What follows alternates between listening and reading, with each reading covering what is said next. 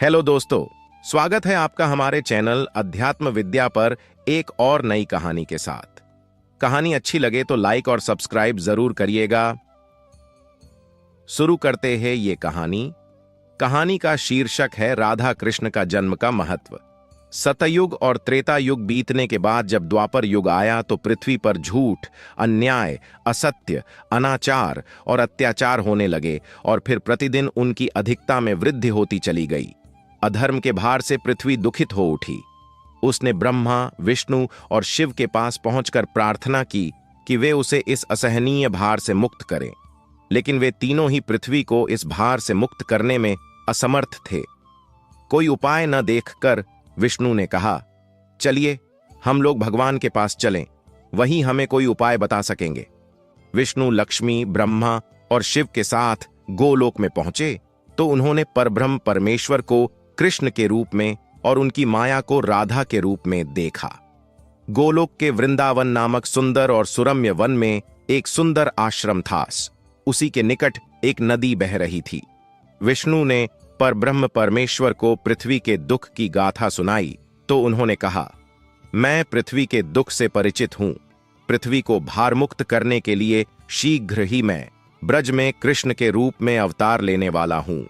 मैं वासुदेव की पत्नी देवकी के गर्भ से जन्म लूंगा, और क्योंकि मैं अपनी माया से और मेरी माया मुझसे पृथक नहीं रह सकती, इसलिए मेरी माया राधा के रूप में बरसाने में वृषभानु गोप के घर में जन्म लेगी और उसके बाद मैं पृथ्वी को इस भार से मुक्ति दिलाने का प्रयास करूंगा।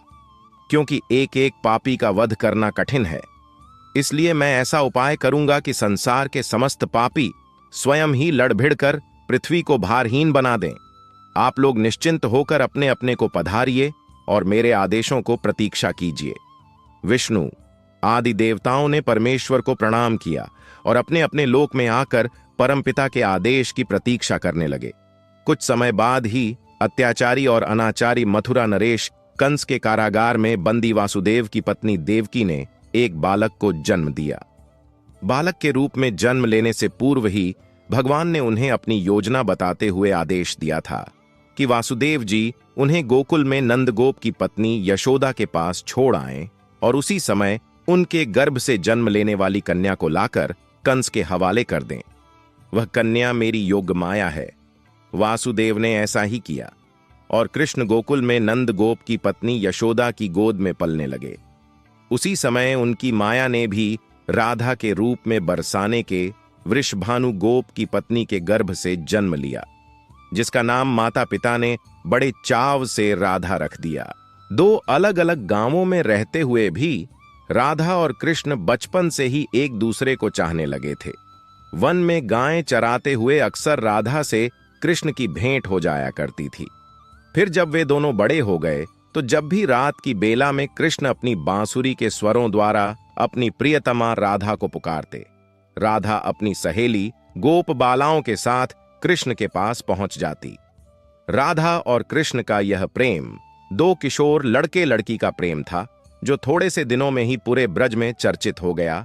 नंद बाबा और यशोदा ने चाहा कि कृष्ण का विवाह राधा के साथ कर दिया जाए। उधर बरसाने में वृषभानु और उनकी पत्नी कलावती की भी यही इच्छा थी। एक शुभ दिन देखकर राधा और कृष्ण की सगाई कर दी गई। पूरा ब्रज प्रदेश आनंदोल्लास भरे उत्सवों से भर गया। लेकिन उन दोनों का विवाह नहीं हो पाया था कि कंस के आदेश पर अक्रूर कृष्ण को बुलाने के लिए मथुरा से वृंदावन पहुंच गए और अत्याचारी कंस तथा राक्षसी स्वभाव वाले उसके अनुचरों का वध करने के लिए कृष्ण को बलराम के साथ वृंदावन छोड़कर मथुरा जाना पड़ा। और मथुरा में कंस आदि का वध करने के बाद मथुरा राज्य की सुरक्षा के उत्तरदायित्व ने कृष्ण को इतना उलझा दिया कि वह चाह कर भी वृंदावन नहीं जा सके। अपने जामाता कंस के वध का बदला लेने के लिए उसके ससुर जरासंध ने अपनी विशाल सेना के साथ मथुरा को घेर लिया, लेकिन कृष्ण और बलराम ने अपने पराक्रम से जरासंध और उसकी विशाल सेना को पीठ दिखाकर भागने पर विवश कर दिया। लेकिन जरासंध पराजित होकर भी शांत नहीं बैठा। उसके कई बार मथुरा पर आक्रमण किए। मथुरा एक छोटा सा राज्य था और मथुरा नगर को सुरक्षित स्थान पर नहीं बसाया गया था।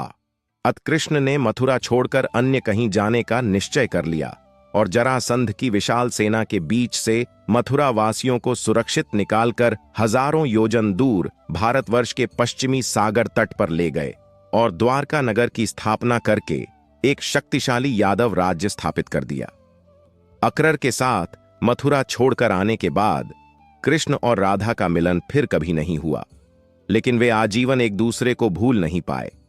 वैभव संपन्न द्वारका में अनेक सुधन्र पत्नियों का प्यार पाकर भी वह राधा के प्यार को नहीं भूल पाए और संसार आज भी राधा कृष्ण के प्रेम को एक आदर्श प्रेम के महान तथा अमर प्रतीक के रूप में याद करता है।